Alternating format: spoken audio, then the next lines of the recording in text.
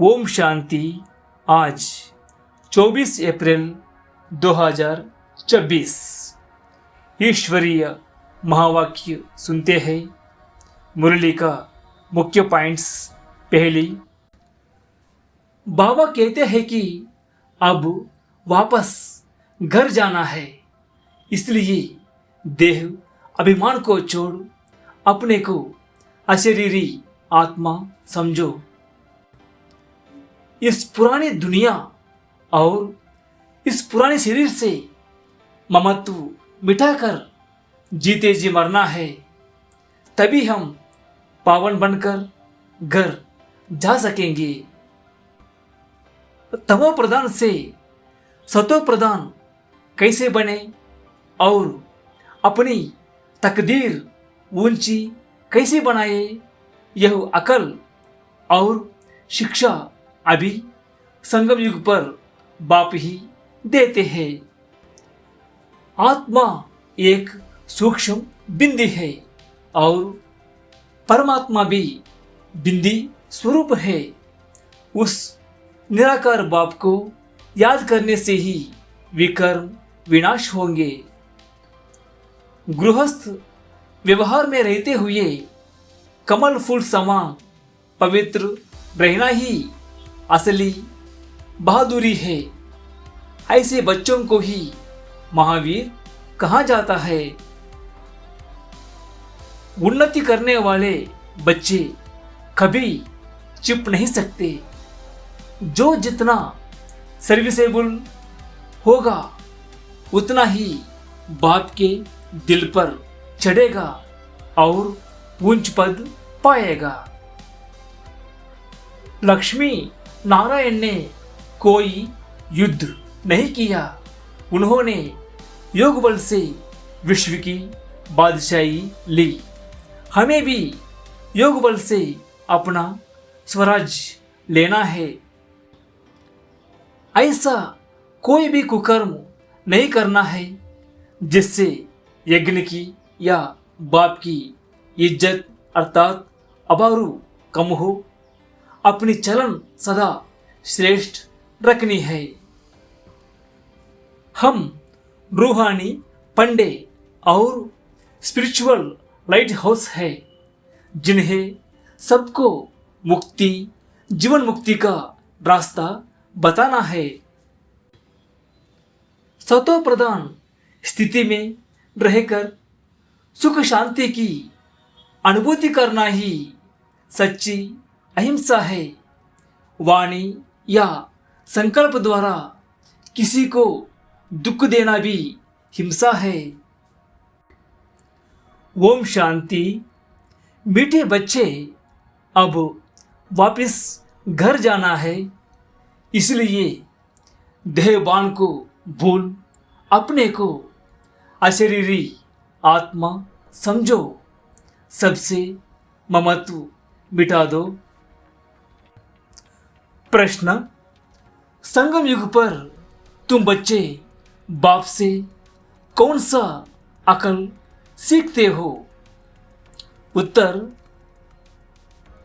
तमो प्रधान से सतो प्रधान कैसे बने, अपनी तकदीर ऊंची कैसे बनाए, यह अकल अभी ही तुम सीखते हो। जो जितना योग युक्त और ज्ञान युक्त बने हैं, उनकी उतनी उन्नति होती रहती है। उन्नति करने वाले बच्चे कभी भी चुप नहीं सकते। बाप हर एक बच्चे की एक्ट से समझते हैं कि कौन सा बच्चा अपनी ऊंची तकदीर बना रहे हैं। गीत, मरना तेरी गली में। ओम शांति। सब बच्चों ने यह गीत सुना। बच्चे कहने से सर्व सेंटर्स के बच्चे जान जाते हैं कि बाबा हम ब्राह्मणों के लिए कहते हैं कि बच्चे यह गीत सुना। जीते जी गले का हार बनने के लिए अर्थात मूल वतन में जाए, बाबा के घर में रहने के लिए। वो शिव बाबा का घर है ना, जिसमें सब शालिग्राम रहते हैं। बच्चे ब्राह्मण कुलभूषण सुदर्शन चक्रधारी जानते हैं कि बरोबर वही बाबा आए हुए हैं। कहते हैं अभी तुमको अशरीरी बनना है, अर्थात देह के बाण को भूलना है। यह पुरानी दुनिया तो मिट जाएगी, इस शरीर को तो छोड़ना है, अर्थात सबको छोड़ना है, क्योंकि यह दुनिया ही खत्म होनी है। तो अब चलना है वापिस घर। सभी बच्चों को अब खुशी होती है, क्योंकि आधा कल्प घर जाने के लिए बहुत धक्के खाए हैं, परंतु रास्ता मिला नहीं। और ही भक्ति मार्ग का चहचटा अर्थात दिखावा देख मनुष्य फंस पड़ते हैं। यह है भक्ति मार्ग की दुर्बन अर्थात दलदल, जिसमें मनुष्य मात्र गले तक फंस गए हैं।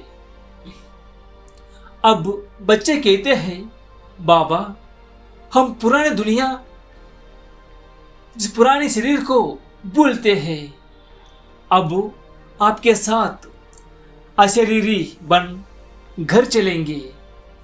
सबकी बुद्धि में है परमपिता परमात्मा परम धाम से आए हैं हमको ले जाने के लिए।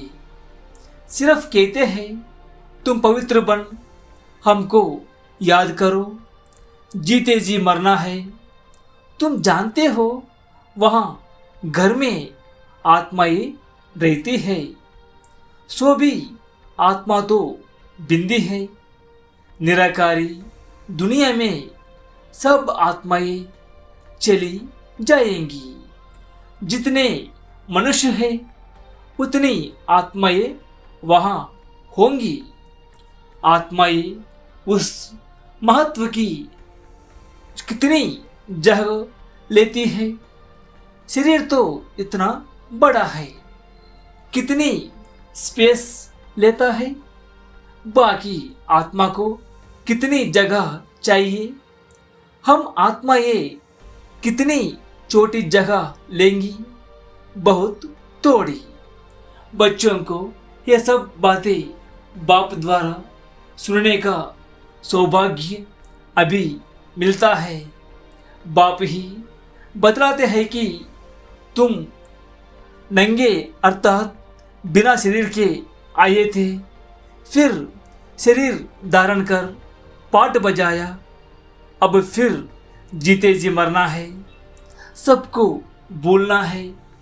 बाप आकर मरना सिखलाते हैं, कहते हैं अपने बाप को, अपने घर को याद करो, खूब पुरुषार्थ करो। योग में रहने से पाप नाश होंगे, फिर आत्मा तमो प्रधान से सतो प्रधान बन जाएगी। इसलिए बाप राय देते हैं, कल पहले भी कहा था कि देह के सब संबंध छोड़ मामेकम याद करो। सबका एक बाप तो वो है ना। तुम प्रजापिता ब्रह्मा के मुखवंशावली बच्चे हो, जो ज्ञान पाते रहते हो। शिव के बच्चे तो हो ही, यह तो सबको निश्चय है। हम भगवान के बच्चे हैं, परंतु उनके नाम, रूप, देश, काल को भूलने के कारण भगवान से किसका भी इतना लव नहीं रहता है। किसको दोष नहीं देते हैं, यह भी ड्रामा में नोंद है।